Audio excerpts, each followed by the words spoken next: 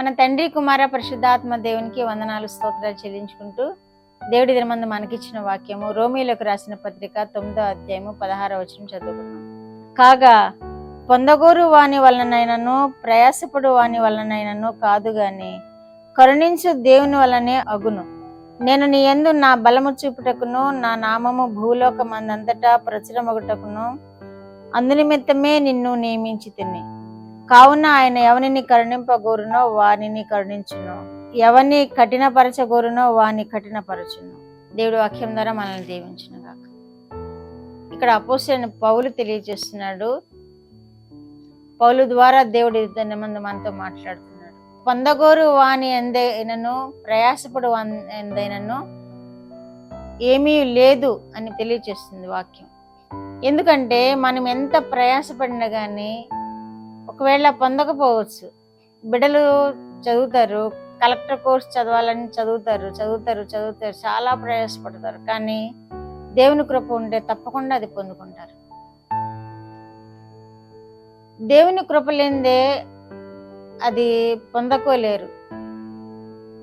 పొందుకునే వారిలో ఏమీ లేదు, దేవుని యందు ఏమున్నది అని వాక్యం తెలియజేస్తుంది. పొందవలనని ఆశపడేవారందు ఏమీ లేదు, అనుగ్రహించే దేవుని అందే ఉంది. సమస్తము ఆయన మనకి అనుగ్రహిస్తేనే కానీ మన ప్రయాసము ఏమీ పనికిరాదు అని వాక్యం తెలియజేస్తుంది. మనం ప్రయాస పడతాము, దేవుడు కనుకరిస్తే ఆ ప్రయాసకు తగిన ఫలం పొందుకుంటాం. దేవుని యొక్క కృప వేడుకోవాలి. అందునిమిత్తమే ప్రతి మనవిని దేవునికి తెలియచేసినప్పుడు మనం ఏ పని చేసినా, ఏ పనిలో ముందుకు వెళ్ళాలన్నా, పిల్లలు చదవాలన్నా, పిల్లలు జయకరమైన జీవితం జీవించాలన్నా దేవుని యొక్క ఆశీర్వాదం ఉంటేనే అది జరుగుతుంది. కానీ మన ప్రయత్నాల వలన మాత్రమే జరగదు. మా పిల్లలు బాగా చదువుతారు, బాగా మంచి పిల్లలు, ఏదైనాను సాధించగలరు అనే విశ్వాసం ఉండవచ్చు. కానీ దేవుని పాదాల యొద్ద పెట్టి మాత్రమే ఆ విశ్వాసం కలిగి ఉన్నప్పుడు, దేవునికి అప్పచెప్పుకున్నప్పుడు మాత్రమే దేవుడు వాటిని జయకరముగా జరిగిస్తాడు. పొందగోరు వాని ఎందైనను ప్రయాసపడు వాని ఎందైనను ఏమీ లేదు ఇక్కడ వాక్యంలో. కరుణించు దేవుని ఎందే కానీ అది అనుగ్రహింపబడుతుంది అంటున్నాడు. కరుణించు దేవుని వల్లనే అగును అంటున్నాడు. ఎందుకంటే దేవుడు ఇక్కడ ఆయన కృపను చూపడానికి మన ఎడల ఇష్టపడుతూ ఉన్నాడు. ఆయన కనికరం చూపడానికి మనకి ఎడల ఇష్టపడుతున్నాడు. మన కొరకు ఎదురు చూస్తూ ఉన్నాడు. ఎవరు నన్ను వేడుకుంటారా, ఎవరు నన్ను వెతుకుతారా, ఎవరు నా కొరకు ఎదురు చూస్తూ ఉంటారా అని ఎదురు చూస్తూ ఉంటాడు దేవుడు. అందుకని దేవుడు తప్పకుండా ఆయనను వేడుకునే వారికి కనికరం చూపుతాడు, ఆయనను వేడుకునే వారికి కృప చూపుతాడు.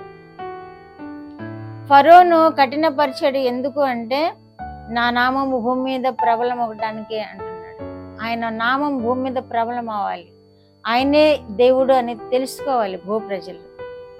ఎన్నో మహాశ్చర్య కార్యాలు అద్భుతాలు జరిగించడానికి కారణము, ఆయనను కఠినపరచబడడానికి కారణము ఆయన దేవుడు అని తెలుసుకోవాలని, భూప్రజలందరూ ఆయనే మహిమ కలిగిన దేవుడు అని తెలుసుకోవాలని ఫరోని కఠినపరిచినట్లుగా మన వాక్యంలో చూస్తున్నాం. కనుక మనము ఆయన వైపు చూద్దాము. భూప్రజలందరూ ఆయనే దేవుడని తెలుసుకున్నావాలని ఎదురు చూస్తున్న దేవునికి మన జీవితాన్ని సమర్పించుకున్నాము.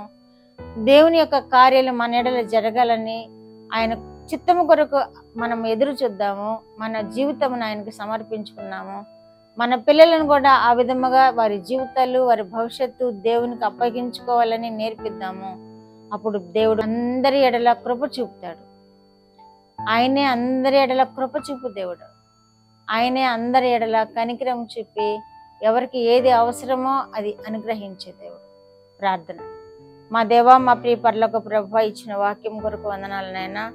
దేవా నాయన, కృప చూపు అని ఎందే గాని పొందగోరు వాని ఎందు ఏమీ లేదని మీరు తెలియజేసిన దేవా, మీ కృప కొరకు కనిపెట్టుకుంటున్న బిడ్డలను మీరు ఆశీర్వదించండి ప్రభువా. వారు ఏ అవసరతల నిమిత్తమై ప్రార్థనలు చేస్తున్నారో ఆ అవసరతలను తీర్చండి ప్రభువా. మీ కృపాక్షేమములతో ప్రతి వారిని నింపండి ప్రభువా.